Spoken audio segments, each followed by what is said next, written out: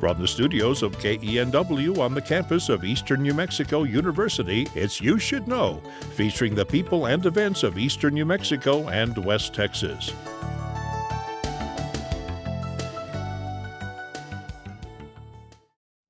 Welcome to You Should Know. I'm your host, Evelyn Ledbetter, and today is a very special program. This show is in memory and celebration of Don Criss, who started at this station in 1974 and was the host of You Should Know before he handed the baton forward. And I have with us today his family members, his wife Paula of 56 years they were married, and his daughter Lisa Criss Woods. So nice to have you guys here. Thank you. This is special. Yes, it is. Very. And, I just wanted this to be such a tribute, and just Don was an amazing man, and everything that he was so willing to teach and to go forward in all facets of his life. So, Lisa, tell me just a little bit of your background. I know you've continued on with teaching. Yes, I'm right now I teach, pardon my voice, I teach elementary music, but I taught regular classroom for a long time and also special education. But I also spent a lot of time in all my younger years learning how to run camera and duct tape cords down so people wouldn't trip on them and all the stuff. So literally this is coming, you grew up in the station. I grew up at the TV station, the one across the street. KENW was basically your second home. Yes, because I was only, I think, 4 or something. Gosh. And I spent hours and hours, and then did some communication classes and things even when I got to college. My dad was my professor for 2 or 3 of them. How exciting. Which was very cool. Maybe good or bad, I don't know. It was fine. It was good, okay. Yeah, it was fine. It was fine.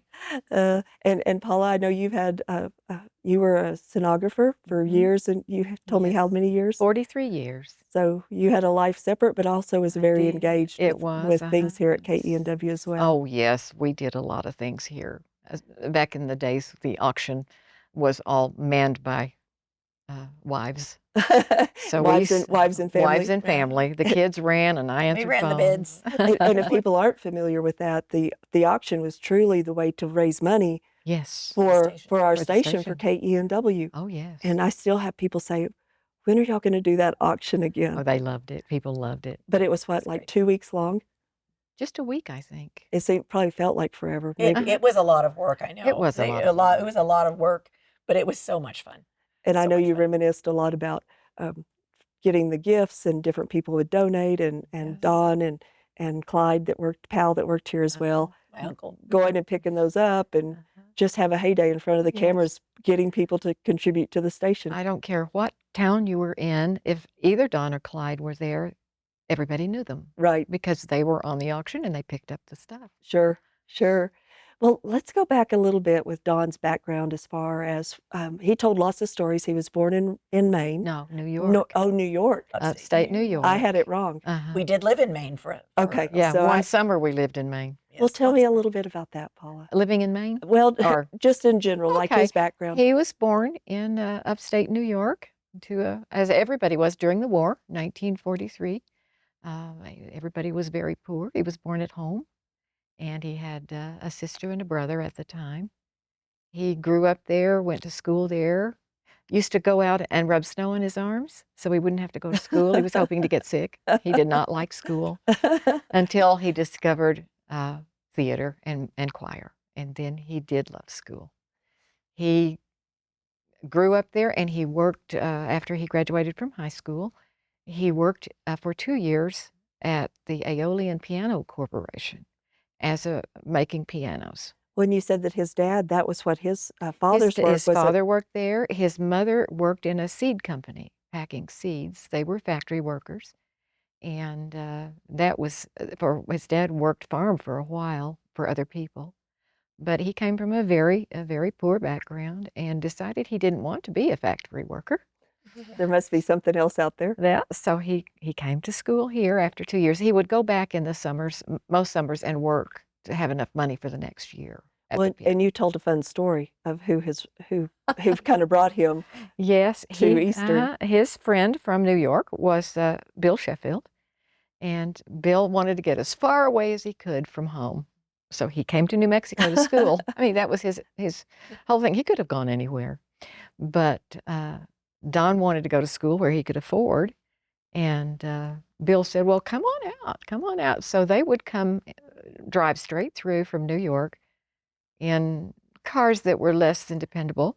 Yeah. You could see the ground through the bottom of them, and they would go from gas station to gas station, draining the Excess. excess so that they had plenty of gas. And Don had lots of stories. It was a Metro that they came in, a little Rambler Metro, I think it was Wow. Rambler. Anyway, a little bitty car. But they would go back and forth, and he came out here and majored in drama. So he And knew that that was a calling. yeah, So he always oh, had that inside of him. He oh, liked to yes. Oh, yes. be out in front. And, Oh, Amazing. he was amazing Actor performer. and singer. Uh, Not dancer. Singer. An actor No, and he singer. couldn't dance a step. he left No. that to you. He could not. Oh, I bless used to his try to help heart. him. They would walk trying to teach him a jazz step. He and Lisa, he couldn't. He couldn't. just wasn't there. No, he could not dance. It didn't matter though, because Wonderful rhythm, Irish tenor voice. The last song he sang was McNamara's band, an Irish drinking song. He sang for somebody that came by to see him as he was done. And he came out here, majored in theater, minored in communications. And that's how we met here. Okay, so, and you said you were from the big town of House, New Mexico? I'm from House, New Mexico. I finished my last 2 years of school in Clovis.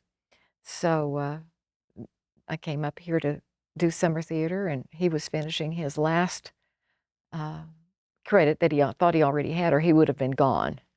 And we met at the old theater. How fun is that? It was fun. He jumped in. I was in the green room, and he never did anything small. He jumped into the green room and went, ta-da! I'm here. And I looked up and went, ooh, I like that. And you we can were see from those married. That pictures. was in June, and we were married in January. Wow. Well, and there's several pictures that you've brought, and this is some of his growing up years and different things. So as a baby, and I'm guessing all the way through high school. through high school. Through high school. And was this the picture, Lisa, that you had came across and thought, I think that's the one. Yes, is that's this the the one. one? Is the one. Yes, I when I was a teenager, I was looking at their old yearbooks, uh-huh, and as a teenage girl would, I was looking at all the cute guys, right? right. And I went, "Oh, this guy's really cute." And Mom said, "That's your father." And I went, Oops. That was when he had hair. Well, and I think that was always the story with him being on You Should Know, was there had to be a reflector because there was not No, much hair every at that point. You should know day, I would, before I went to work, I would get the powder, but I don't guess it lasted because he would bring it to work. But he had a shiny head. Yes, he did. That's just fine. Yes. Well, in his personality. So once he got through, and his degree was in theater and comm. Theater. you His said? major was theater, and his minor was communications. Okay. And that was He 19. graduated. That was 1966. Six. Seven. Okay. 1967. And so what was his dream job? What did he think he wanted to do? He wanted to be an actor. He wanted to go, but he realized becoming an actor with a wife might not be the best way to go, and you might be years where you couldn't make any money. So he liked television, always loved television, and it was a burgeoning industry back then. None of the things that we have now. So he decided that that's what he would try to get a job at a TV station, and he did, and he stayed in it until he came back to get his master's. Well, he actually told me the story of, obviously there wasn't internet. There wasn't a way to find out addresses and things for like sending out resumes or anything. And then you filled in the blank. He had said that it was through the back of a TV guide. I got a TV guide, and I sent his resume out to this was before we got married, I sent to every TV station in that area in the TV guide. And one invited him for an interview, KOSA TV in Odessa, Texas. And he got that job because we couldn't get married till he had a job. So he worked for a month, and then we got married. Well, and for people that don't know, TV Guide was literally a scheduling. Yes. It like showed because for us, we had 3 channels plus PBS, ABC, that was NBC, and CBS, and CBS and PBS. PBS. That was your only 4 Yeah. channels. But TV Guide, where you could look at that and see and what see was what playing was on each of playing. those And channels of all the of night. those, all of those stations in the area were listed in there, and that's how he got a That's job. how you came up with an address to even Yeah. send a resume Mhm. that you probably typed. Oh, absolutely. I typed everything. As we talked about, Don was severely dyslexic. And I For- never knew that. No, well, he didn't know coped. it for years either. Well, of course, then Yeah. they didn't know he didn't do well in school, and his teachers, I mean, nobody knew what it was then. He had Sure. not a good time in school. So no wonder he rubbed snow on his arms. That's right. He didn't want to Didn't wanna go. go. If he didn't do well. No, he didn't do well. He couldn't read. I mean, And he you're could- behind all the time and getting yeah, further. yeah, he couldn't read. He could kind of read, but when your letters switch, And he move. read one word at a time. Wow. I know one of his interviews was, and I don't think I told you about this, was with a dyslexic young man who had a podcast talking about how he coped and coping mechanisms. And Don, I think, interviewed him several times as just on the phone because it was in his heart. He helped many, many dyslexic children. Yes. Where he had been through that and knew exactly and what they talked were to doing. them and about if I can help you. And It was That's one of the reasons I went into education. There were a couple of things, and that's one of the reasons. Is And because of I that. I have done a lot of reading, instruction, small group, and one-on-one, as a learning support teacher. And I always had such a heart for those Right. kids who struggled with reading Right. for whatever reason, and sometimes it was dyslexia. But they were smart kids, Right. just like my dad was incredibly Right. smart. oh Just The thing about him, obviously, he was stubborn and tenacious Uh-huh. to stay with it. And probably Everything- everybody said, you just need to get a menial job. And, that's right. and They told him when he took his tests at school that he should be a factory worker. that's what his aptitude was. Mhm. And he said, no, I can do something different. I'm gonna do ended it. up with a master's degree, so I think And wound up teaching. And wound up. He was a wonderful teacher. wonderful teacher. Well, let's go back into Odessa. So he went to Okay, Odessa. we went to and Odessa. what did he do there? Well, he started sweeping floors and rolling cables, coiling cables, making Just like- coffee. Just kind of like our students. We start putting Yeah, out the he cameras started. and doing those. He didn't have the same advantages as our students here now. The communication department was not like it is now, Sure. but he had a good base. He worked in the old radio station that used to be in the top of the administration building. And he started at the bottom and worked his way up. Then he was a director. You're talking about here, though, right? No. Oh, that was at KOSA? Uh-huh. Oh, okay, I didn't realize. KOSA. He You're worked going to at learn things maybe on this too. I know. That's yeah. fun. No, he worked at the radio station here Yeah. when he was in college. Oh, when he was in getting his master's. Yeah. Or No. getting his undergrad. undergrad Gotcha. because it was a little bitty Closet. station in the closet. They always called it, I think they Uh-huh. called it the Uh-huh. what do you call the top of the ship? They made it was actually a closet in the It was. in the attic. It of was the, a closet of the in the attic. administration building. That's funny. The crow's nest. Crow's Nest, nest, that's yes. But that was much more than what it really was. Uh-huh. Uh-huh. And so what did you ask me? I've lost Oh, my I'm train. so sorry, just I what all- interrupted you. No, I'm just sorry. what all he was doing in Odessa. Oh, and well, then- he started at the bottom. He worked up. He was director. He did the night shift, so he came home. He always he had to work to shut the station down at night. So we were night people, and then he took the opportunity to be to sell ads, and that did not go well with him. Oh, that wasn't his Not heart. a sales No, person, that was it? wasn't his heart. He liked. Oh, I know what I forgot to tell. He was. They had a children's program called Admiral Foghorn. I forgot about this, and he was Nito the Bandito.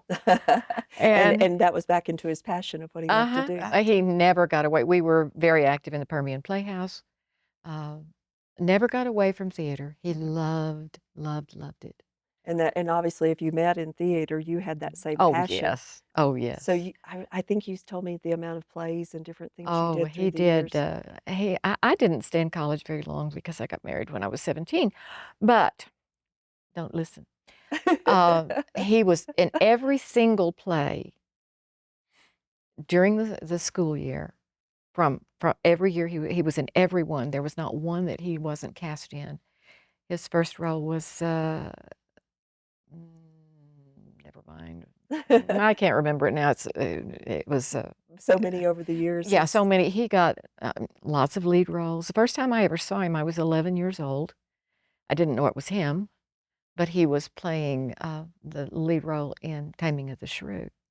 And I thought, even at 11, ooh. So that was when he was in college, but you had came to a play I came to here a at the play up university. here. Well, I had another friend in it that I came to see. Actually, I came to see, but I remember Don. He wore yellow tights. You still remember that? Oh, he wore yellow tights. That might be a vision you can't unsee. I can't unsee that. And so after the sales job just wasn't clicking. No, So what did he do next? He got quite ill. He came back for his master's degrees. He got a master in education.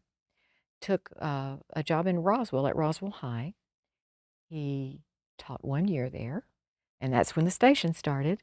So at the end of that school year, we came back here and he stayed here forever. Okay. His Uncle Clyde. Yeah, because Uncle Clyde Powell said, Don, we need such and such. And Don said, I'll come.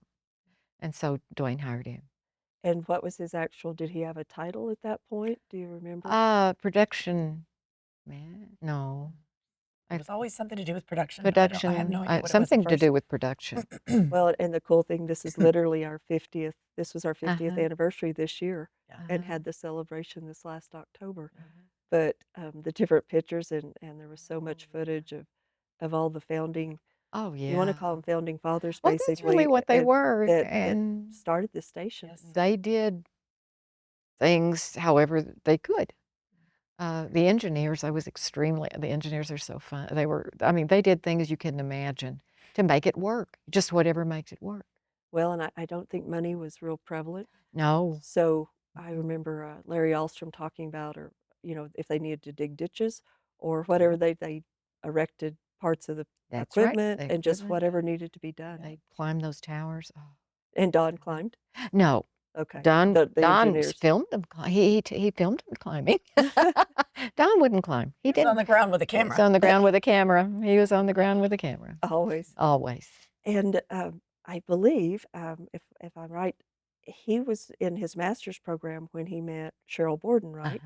No. No. Oh, yes. And then she became the host of Creative Living, which went for 45 plus years. And she produced his show too. Did she? She did. He didn't like to call and ask anybody to be on, so she would find the people for his show. Well, I knew he was listening. So when did your family start?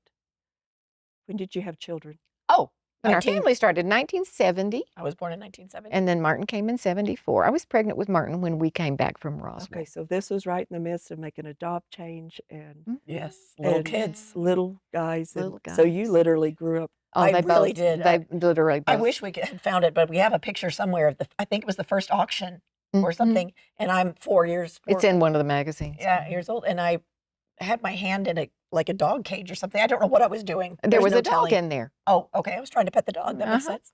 But yes, I spent much of my life right across the street in the old TV station. A lot of my life. Don wanted to make sure that the kids knew how to do things. They ran camera. They ran sound. They helped load and unload, because I think either one of them could have gone to a TV station and started to work. And just stepped right into it. Yeah. Was that ever a temptation, Lisa? It was. I actually, at one point, was a telecommunication, I don't even know what it was called at the time, major. What I really thought I wanted to do was be a news anchor, because I liked being in front of the camera. I used to do the pledge drive. I would do segments with my puppets and myself, by myself, and do, and so I loved that. But what I found out was that I would have to edit my own stuff, and I did not like editing. Oh. I hated editing. At the time, it was the reels, and you would have to, I didn't like it clip at the all. film and splice it. But I knew how to run camera. I knew how to set up cameras. I knew how to get the equipment where it needed to be. I was very good at duct taping down cords so people didn't trip over them, especially when we would go out on remote shoots like Miss New Mexico. And so we learned everything from the. Ed Martin was the same. Yep, right? Martin was he the was same. right in here involved just as much as you Yep, were. absolutely. Just a little bit later on, probably. Yeah, not too much, but yeah. Paula, do you remember where the idea for You Should Know, how he came up with that? You know what? I do not. He came up with the name, but I believe that it was that during that time that they needed programming. And I think Mr. Ryan, as you were talking, I think he said we need local programming. And Cheryl started hers, and they wanted a current community program to just let people know what's going on in the viewing area. Right. And I believe I know he came up with the name, but I think that's how it started. They just needed somebody to do it, and I mean, you knew Don. I'll do it if it's going to be on camera. Excuse me, I'll do it. I'll do it Right. because Right. he loved it. He loved interviewing people. He loved finding out things from everybody, Oh, yes. and he remembered them. Oh, yes. And he would talk about them until no, I'm not being I'm He was being really good at ugly. He Trivial was Pursuit. He knew a very lot good. about a lot He of knew a things. lot He about a did. lot of He had a things. lot of Yes. interest in He a lot of loved the different world areas. around him, and he was aware, and his mother was a photographer, and he obviously took pictures, Right. and he loved everything around him, even from the smallest to the largest. Weather, oh, he loved weather. Tell me about clouds, things I never knew. Oh, I learned a lot about weather. Cloud, You know what? When I started college here, Uh-huh. at the time you could test out of things. Right. They called it a CLEP test. I don't remember what it stood for, but I tested out of world history, and I had never had world history Because of because of my dad. all of Oh, the trivia and Because of facts my he dad. talked about. he Yeah. loved He was history. always loved history. Yeah. Well, I know some of his guests through the years were always professors here at the university Mhm. that had written books, Dr. Shaughnessy and different Yes. ones, I had him. and always had that engagement with them on that knowledge. And he loved it. He did. Do you remember how he prepped for interviews or anything like that, or was that what he did at work? Or did he? Or did he just let it flow? He would do. He may be a little. I think it was a combination. He did a lot of just winging it because he was really good at that. That was his style. But he would he did, he would make notes and research things. I don't know as much about You Should Know or how he did it for that, but Well, when I he don't was really playing either. He did it characters, at work. when he started playing Oh, characters all over the place at schools and things, he would do lots of research on that. So I don't know. I'm As much. assuming. I don't know how he did. Of how that came about. Yeah. I do know he did extensive research when he did characters. Yeah. Well, and there's this book, the Q to 3 magazine that we Mhm. have, and we still produce that. Mhm. Let's talk a little bit about this involves your part of work too, Yeah. Paula. So can you tell us how this came? It's about the sonograms on babies. On babies. And this what is the date on the magazine there? August 1982. This was right after I got back from school. Okay. And this was And really cutting edge oh technology at yes, that I point. look at that picture and cringe. Yeah, because But But the the technology is technology was fascinating, and he was fascinated with it. It originated in submarine World War. It's one of the gifts we got from World War II, and so we followed a patient who was having twins, and went all the way through delivery, and he made a series about that technology and how wonderful it was to actually have this available and what a leap forward it was in healthcare. Because not only I always looked at babies because that's what I like, but you can do any soft tissue, is amazing. and it's amazing now. Oh my Well, and goodness. the 3D and the different things. Oh So, yes. and I had read the article and it was talking about how, for most people, they would have in the beginning one sonogram, and then typically it might be two or three through the different trimesters. Uh-huh. But they did that every month Uh-huh. and talked about that and really dug in. So you had to plan for a long time We to put that did. piece together. People got one picture. It was a Polaroid picture because it was so expensive for Polaroid film. Right. Now they get a whole Oh yeah. whole Yeah. stream. Yeah. You have videos of it and everything Yes. else. And so just things like that was just his knack. He loved all of that. He loved anything. It didn't matter the subject. Now he loved Shakespeare and he loved history, but anything captured. He was extremely curious and went to find out things. He loved helping. We had high school kids come and he helped with Shakespeare. And then they went back and corrected their teachers, which might not have been a good idea, Oh. but they were right. He loved teaching. He loved teaching. Yes. Well, I thought something interesting in the magazine from 1982. I looked and it had the time slot of Tuesday evenings at 9, Oh, did which it? we still have, but then it's been added where it's Sundays at 5 and also on Thursdays at 8:30 on the 3-1. And I thought, isn't that amazing that that show has stayed in place Uh-huh. that whole time? All kinds of people were on it. All kinds of people. that is really fascinating. Yes. And when he was doing his master's, after he did he go ahead and teach classes also? Yes. So he Yes. actually He taught here did. at the university He too. taught classes here. Well, over He there. supervised the work study students as well. He was the Mhm. supervisor for work study here. I worked for him for on work study, and then like I said, I think I had 3 classes with him. He was my teacher for 3 classes. Isn't that fascinating? And He he loved that. Oh, Oh he yeah, loved he teaching, was a and great he was teacher. a very good teacher. And I know that he, you know, he basically retired, but then he came back. He was a retired annuitant, and he never really left. He Oh. still would be often one of the first ones here. Yes. He retired in 2010, and he stayed home for 2 weeks. And that was it. And he said, I'm going back to work. I Yeah. don't like this. And he stayed here until the year before he died. Ladies, we haven't even touched on this. I think this is worth another segment. So, and continue on with Dawn's life is fascinating and just has given so much back to our community. So, if you guys will agree to come back and let's have another episode. Sure. Absolutely. Thank you. And also, this continues on. I'd like to give out to our ENMU students crew. They're learning by working on the program, and that's what this is about. And that was one of the things that was so important to Don. And we have a full staff here today, and it's so exciting to work with the students. And Yes. truly, his passion continues Yes. on. So, thank you for watching, and we will see you next time. Cheers.